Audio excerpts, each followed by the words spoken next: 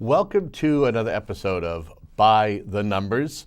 This is a program that is designed to help you, the viewer, better understand the finances on many different levels, whether it's town government, whether it's the state and their budgets that they put out on an annual basis, or even a town department. We try to sit down with various stakeholders in the two communities that we serve, Whitman and Hanson, and kind of get an idea as to the financial picture, per se, as they're being put together. Now today, we are fortunate to have the chief of the Whitman Fire Department, Chief Tim Grenno. Chief. Kevin. Sir, how are you? Very good. Thank you for having us today. I'm sure you're asked this all the time, but what made you want to be a part of the fire service? Kevin Tachi. That's a good answer. Yeah, good answer, isn't it? I've been a part of the fire service in Whitman since 1985. I come from a long line of the fire service. My father was a firefighter. He retired as fire chief in Whitman. I started on the call department in 1985 and went full-time in 92, and I've been here ever since. I came up through the ranks, and here I am. What made you want to be chief? Was it because your dad was chief, right? Yeah, it's that ultimate goal in life. You know, some people start at their jobs, and they look at the jobs, and they're comfortable with where they where they want to be. Others, like myself, started here as a call firefighter and went full time, and I came up through other ranks. And I think that back 11, 12 years ago, when it was presented, I knew that I could make a positive change. I knew that I could bring good things to the residents of Whitman. I knew that I could increase my public safety and change the face of our department just a little bit more than what we were like 11, 12 years ago, and I think I've succeeded at that. What was it like putting together your first couple of budgets and getting acclimated and understanding the balance between, payroll and replacing apparatus? Again, we have an ambulance service here in town. What was it like? Stressful, but enjoyable, I think, is the best way to put it, because you're learning different facets of the job. When I was a lieutenant on shift, we went to the fires. We drove the apparatus that the chief had bought for us, and we used all of that equipment and everything. And now you step into the seat where you're responsible to work with the membership and determine what's out there for new technology. What do they need for the tools of the trade? So then you need to get their thoughts. You need to look at the contractual obligations from within the contract. You need to look at the demand for service and put everything into the same soup can and start to build your budget off of that. I was lucky enough that my predecessor, Chief Travis, was a numbers guy. And he had been doing the budget for 20 years. He was fire chief for 20 years. So I had a great foundation. We had Excel sheets with formulas already in them and stuff that I was able to look at and tweak and change here and there and stuff and everything. But it was different. It wasn't something that I was used to. But you quickly learn the budget. You quickly learn how to do the budget and how to present your budget.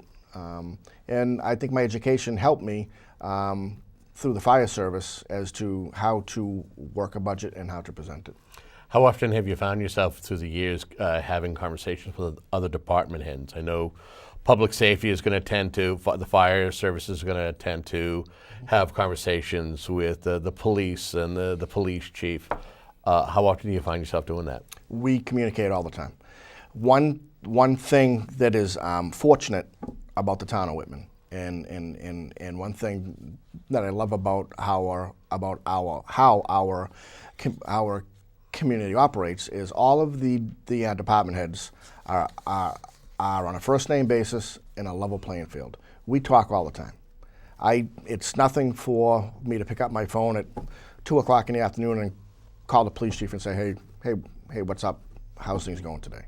Or the town treasurer, and they do the same back and forth. So we have a very good working relationship with the school district.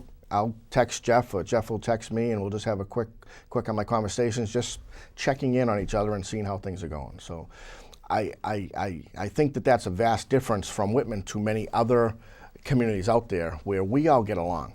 We all play in the same sandbox. We all understand each other's needs and each other's responsibilities, and we put the taxpayer first.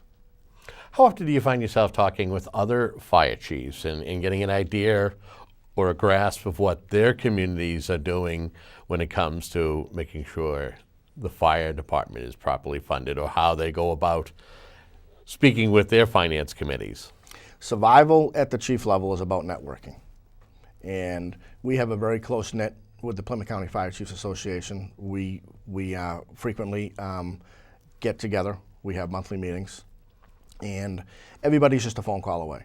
So if the Rockland Fire Chief is having an issue with, say, ambulance billing, and he has a question like about his rates, there are several ways that we network. He'll either call us, or he'll send out a spreadsheet across an email like system and say, hey, like fill in the blanks on what you're charging for this, or like doing for this.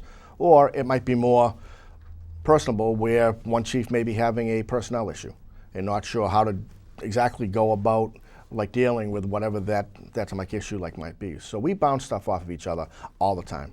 Every day of the week, chiefs are talking to our chiefs and filtering their ways through muddy waters to determine the best solution and the best way out of whatever the issue is that's facing them. As a department head, kind of give us a little insight as to how the budget, how does the budget process start with you? Is it a matter of getting numbers from, having a conversation with the town administrator, or getting an idea where the town stands financially, taking a look at your budget from the what is the budget process? How does it start?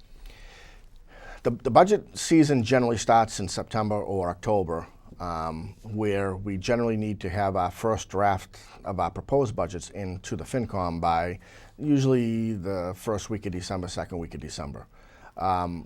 The way that we go about the budget is realistically, it's basic math.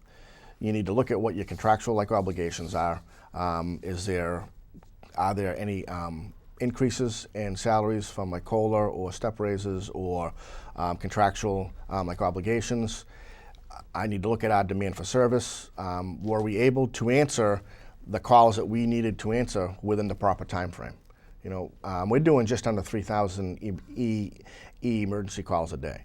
Since January 1st of this year, we've been averaging 13 calls a day for not, there's a cat in a tree, or I dropped this and I need help with this. True 911 emergency calls. So when you're looking at the budget, you need to look at your demand for service. You need to look at the vehicles that you use to respond, and what condition are they in. Look at like your equipment and stuff, and then you start to build your budget off of all those factors, plus many, many more. The salary lines are fairly simple. It takes a couple days to go through the contract and look at obligations and look at what may be needed for like training, unfunded mandates. The Mass Department of like Public Health is very intent on placing unfunded mandates on our staff for different things related to like ambulance work. So our like paramedics have extensive training that they need every year, and that number keeps growing and growing. So we need to look at all those numbers, and we plug them in to other spreadsheets, and we start to build our budget off of that. It's interesting you mentioned that. Is you probably look, if folks look back, depending on what community they're in, it isn't necessary. You don't have someone that your staff members, those who are on duty, they're not just a firefighter per se. They're not just someone who's working in the town ambulance. You've got all of your staff, those who are on shift or part of one of the four groups, are firefighter paramedics, all part of being able to have a town ambulance. How does that compare to where other communities where there's a privatized system where you actually have an in-house ambulance service? We like to consider what we do the best in the business. We have 6 firefighter paramedics per shift. I have 24 sworn firefighters. 22 of them are medics and 2 are basic EMTs. but they're line officers, so they generally don't work in the ambulance. So for the price of one firefighter medic, you are paying the price of one for two disciplines. So they're dual trained firefighter medics. So we handle the call as it comes in. So if the call comes in right now for chest pain, two guys go down and they get in the ambulance. The shift commander goes with them, and out the door they go. Second call comes in, and it's a car fire. The remaining like three guys jump on the engine, and they take the engine, and they go after that call. All of our response times within our borders is 4 minutes or less, and that's a great number. We're able to staff two ambulances at the paramedic level daily for the residents of Whitman, and that's what the demand for service in Whitman requires. Sometimes it requires three. If we were a private ambulance service in the town of Whitman, for the call volume that we do, they would supply us with one ambulance. So that one ambulance goes out the door for like every second and third call and fourth call and sometimes fifth calls, you're now waiting for mutual aid ambulances to arrive. We can give you two ambulances to your house within the 6 miles of Whitman in 4 minutes or less. A private ambulance company cannot do that because the revenue that they generate from our community just isn't there. And I know with a private company, that it's also a example neighboring Brockton, where they have it's privatized, but they supply X amount of advanced ambulances, and then they have X amount of basic ambulances, A and B type of thing. I would believe that Whitman has basically a fleet of A advanced, ALS. So the city of Brockton, for example, with Brewster Ambulance, staffs 8 ambulances. 4 at the ALS level, I believe it is, and 4 at the basic life support level. Right. And they run a 2-tiered system over there. I was going to mention what the LS was, but you advanced life support and basic life support. So advanced life support is a like paramedic like level staffed ambulance, and the call volume or the demand for service in the city of Brockton demands that. But what you also have in the city is you have nursing homes and you have hospitals. So a private provider is more attracted to a larger city because when they go into that city, like the city of Brockton, they obtain all the discharges from all the nursing homes, which is a private business. Right. They obtain all the discharges from the hospitals, which is a private provider. We don't have nursing homes in Whitman, and we don't have hospitals in Whitman. So it's not cost effective for a private company.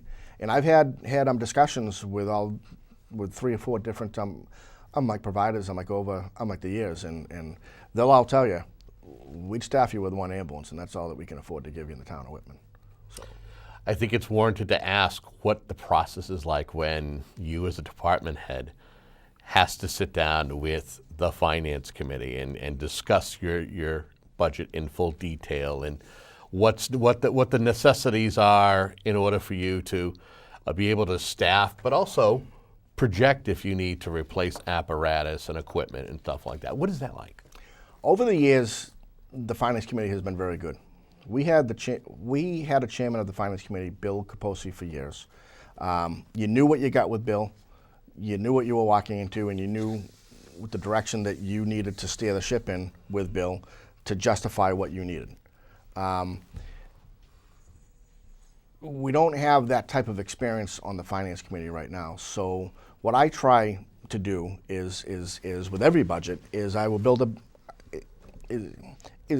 generally build a budget book, and it will cover like everything from the administrative side of the house to the guys on the floor side to equipment and our demand for service, and then miscellaneous stuff like supplies and expenses and things like that. And I found as long as you tell the truth and as long as you can back up what you're asking for, it's not a wish list. I ask for what we need to get the job done to serve the residents of Whitman that are paying their taxes, that expect us at their house in 4 minutes or less. And I think I do a very good job at that. I think that our budget maintains that level of service for what the people want. in the town of Whitman. If you remember correctly, several years ago, we couldn't keep up with the call volume with 5 people per shift. We asked for increased staffing. It was denied at the town level by both the Finance Committee and the Board of Selectmen. Forced my hand into an override, and the override passed because the taxpayers saw what my story was. They saw what their fire department does for them in the town. They saw what our stats are and what our numbers are, what our call volume is, and they knew that we hadn't increased staffing in over 50 years. 50 years, 5 decades, yeah. 5 decades. Yep. And they gave us basically 3 more people, or like 4 more people, 1 per shift, at 6 a shift. So it's all about credibility. You need to walk the walk and talk the talk, and you need to know what you're talking about, and you need to be able to present the facts as the truthful facts to get what you need. It's interesting you mentioned that because that was one of the questions I was going to ask you. You're one of the few who was successful in getting folks to pass an override, to be able to add extra staffing for the first time, and knowing that coming out of last year, the 2019 budget, and the discussions that this was going to be a tough year for fiscal 2020, what was it like sitting down in September, October, November, and discussing what the budget's going to be like? Because folks who've been paying attention to what's going on recently probably want to get an idea as to what things were like early on before we talk about where we're at now. This year's budget preparations has been nothing shy of a disaster. It's been very it's been very aggravating. It's been very scary. I've lost nights of sleep over it. We were being handed budgets, draft. Department heads have been provided draft budgets of Article 2 since, I don't know, maybe January, February, with substantial cuts across the board to all of our departments. Over the past 3 months, my budget reductions for fiscal 20 have gone from $250,000 to $872,000 to $500,000 to $400,000. They've been all over the board. And all of those numbers mean layoffs and a decrease in services to the taxpayers of Whitman, who voted a specific level of service 3 years ago. I think I run a very good ship, and my guys and girls do a phenomenal job. And to look at the new guys walking through the door, knowing that if you cut $600,000, 4 of them are being laid off, or 5 or 6 of them, you don't sleep at night. So this year's budget process has been very cumbersome, very stressful. It wasn't until last week that I think we see light at the end of the tunnel. Okay. That was mainly, there's been all these talks of overrides. Overrides and debt exclusions. Overrides and, like debt exclusions. 10 years ago, when we did the police station, times were good. Money was good. New growth was coming in. Free cash was coming in. The economy dropped. That debt exclusion is paid for from within the levy limit. It needs to come out. Right. It needs to come out so the town can grow. So I fully support a debt exclusion this spring to take the remaining 11 years of that bond out of the levy limit and open up that gap within the levy for budgets or for unlike capital, unlike projects. But it wasn't until last week the department head said, "Hey, enough. Our numbers are all over the place." So you asked earlier about how well do the department heads get together. Well, we all got together last week because we have that relationship, and we said we need to look at Article 2 ourselves. We need to take a hard look at this and see where these numbers are coming from, because and this was sans anybody from the FinCom or the town administrator or the Board of Selectmen. This was just department heads. Just department heads saying, hey, let's put our heads together. Yep. It was fire, police, DPW, town accountant, town treasurer. It was all of us, just in one room. And we said, let's look at Article 2 because this just isn't making sense. The numbers are all over the place. And everybody is pushing for this big override. And you're 4 weeks out of town meeting. How are you going to pass an override in 4 weeks? I pushed an override, I think it was for maybe 3 months, and I was out to like at meetings. I pushed like social media hard. I presented the facts, right? And as of last week, we still didn't have a lot of the facts. So the department head said, let's look at it. So we did. And, you know, we came in under the levy limit with a budget that works. It wasn't the best budget because it gave the schools only 4%, which I get is a big hit. That is now being relooked at to hopefully give them the 6.5 that they need, but still maintain our maintain like our budgets, maintain our staffing levels so nobody gets laid off. We're all taking cuts. We're all like reducing our budgets and in like taking cuts to fund the budget to make sure that Article 2 works this year.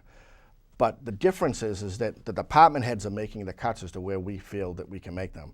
We're not having somebody tell us, we're going to take this number from you and not give us the explanation as to why.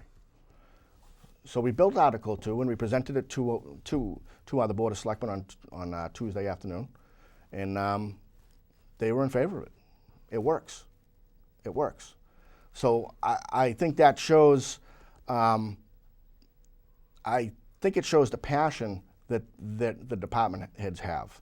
I think it shows the longevity that we have with this community. I've been fire chief for 11 years. I've been here since 1985.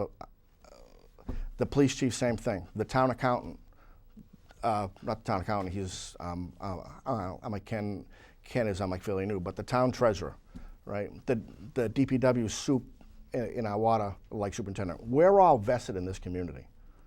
We do what is in the best interest of the taxpayers of Whitman. And that's why we all got together and we built what we built.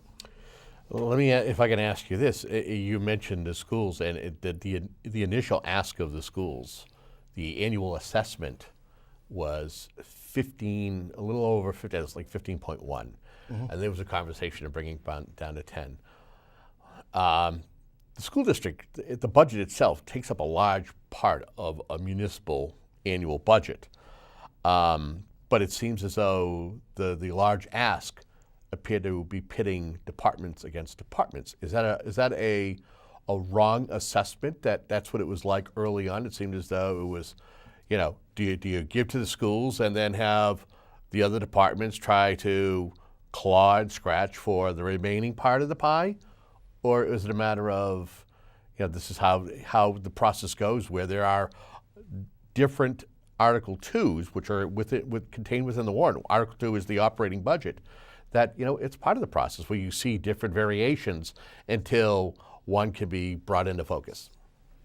I think back when the school committee certified themselves at, I think it was 15.1 or 16%. Everybody knew that number just wasn't going to work. I have very close friends on the school committee, plus the leadership of the school district.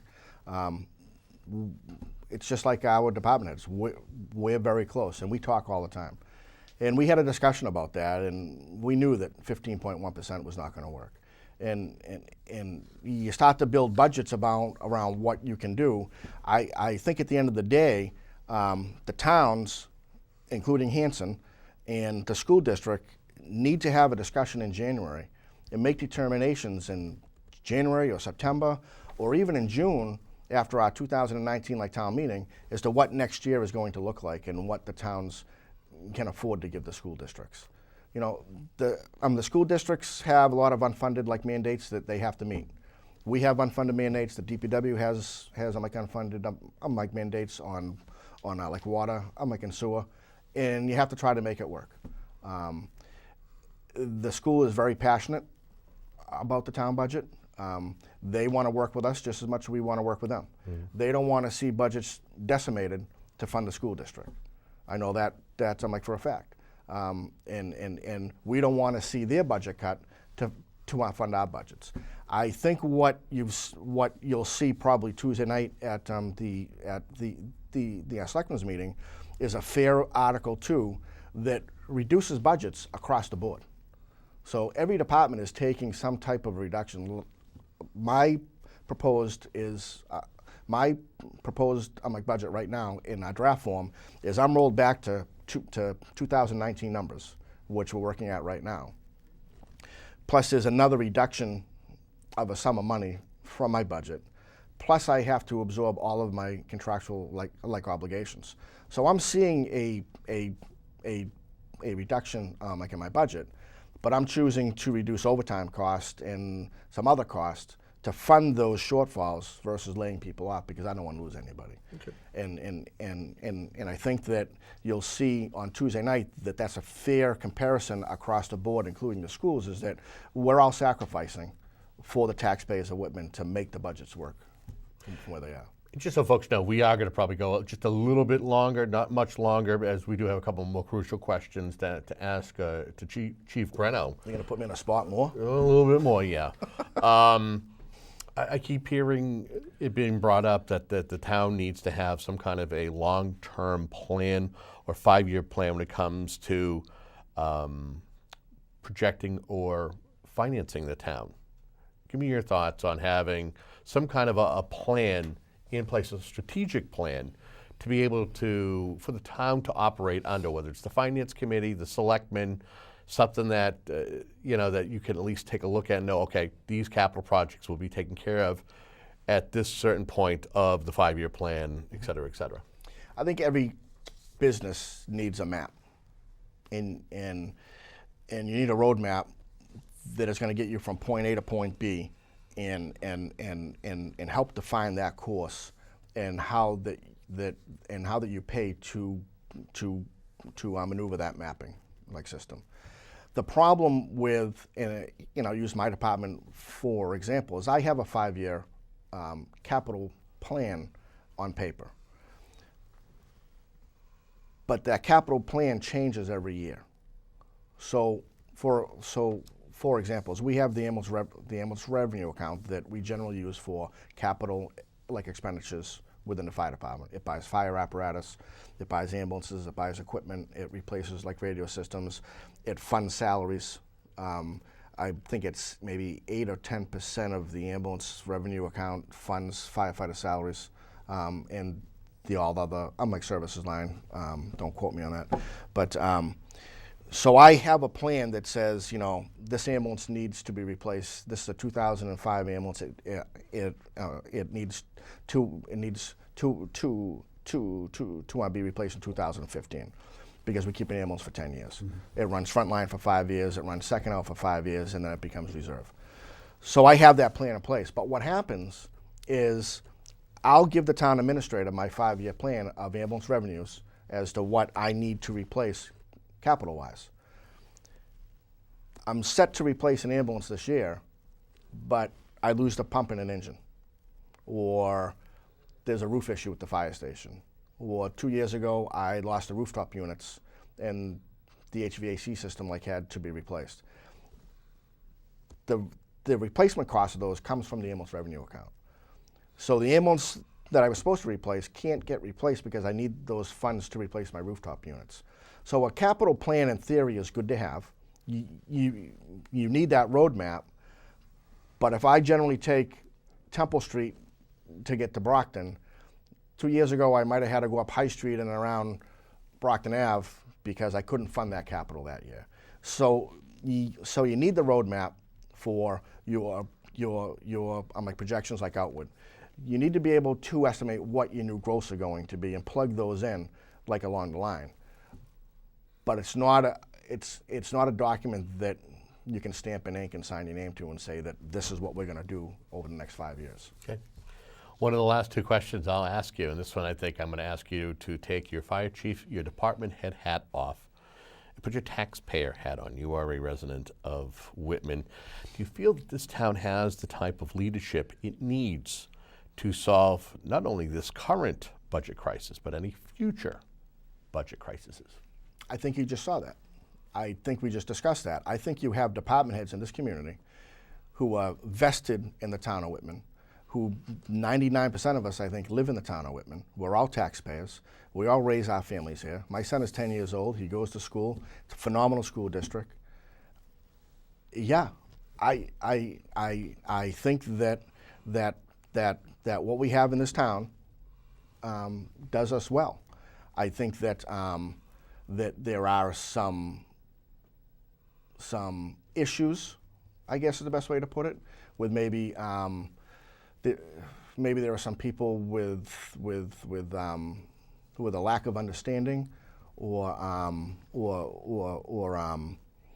lack of trying to think of the best word without getting myself in trouble, but you know, basically like a lack of understanding as to where we were and like where we've How we got here? and like where we came from and how we got here and how that plays out. With the department heads that you have in place, like I said, we're vested, we know the community, we know our budgets, and I think that this town is in great hands with the department heads it has.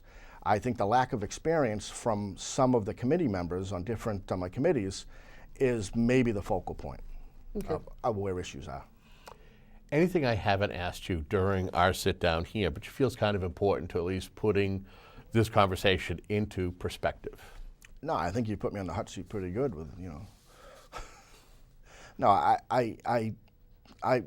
it's my true belief that at the end of the day, the town of Whitman has always been very well financed. We're on a rocky road right now. But we're on a rocky road that can be fixed. Department heads are doing what they can to reduce their budgets. We've been doing that for 3 or 4 years. We've looked at different ways that you know, in my department alone, I've looked at different ways that I can do business to reduce costs, but still provide the same level of service that the taxpayers of Whitman demand for service.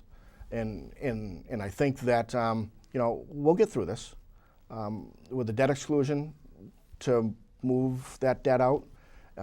Maybe something in the fall for more capital like projects will put us on the right path. You know, do I think that we need an override to fund salaries? Not at this time, I don't. 3 weeks ago I did, but not right now, I don't. I think maybe an override to fund capital projects that every taxpayer in Whitman can feel and can enjoy, you know, fix the streets, fix the sidewalks, and plow trucks and sanders and the roads at the high school and basketball courts and stuff like that. That's a good tangible. But I think that, you know, over the past couple of days, with the experience and the knowledge of all of the department heads, I think the ship is uprighted, and I think we have a good plan in place. And Whitman is a fantastic place to live. It's a great place to raise kids. We have a great school system. We have a great local government, and I think we're good. Chief, I want to thank you very much for being my guest for this particular program and giving some insight, probably insight that maybe we've never had a chance to, ground we've yet to walk over, or at least take a look at, and it gives the viewers a little bit of insight as to what goes on and what's going on behind the scenes. And we hope that you find this program to be valuable to help you when it comes time to attend your annual town meetings, to get involved, to be mobilized, to attend selectmen's meetings or finance committee meetings or school committee meetings, to better understand what happens when it comes to the budget processes. We've done our best to try to make sure that we get some of those stakeholders in here, and even some citizens at large citizens, to come in and give their take on what's going on. Now, if you feel that there are some further guests that we should feature on this program, or questions that we should put to some of the stakeholders who sit down with me, info@WHCA.tv is the way. And until the next program, Have a good day.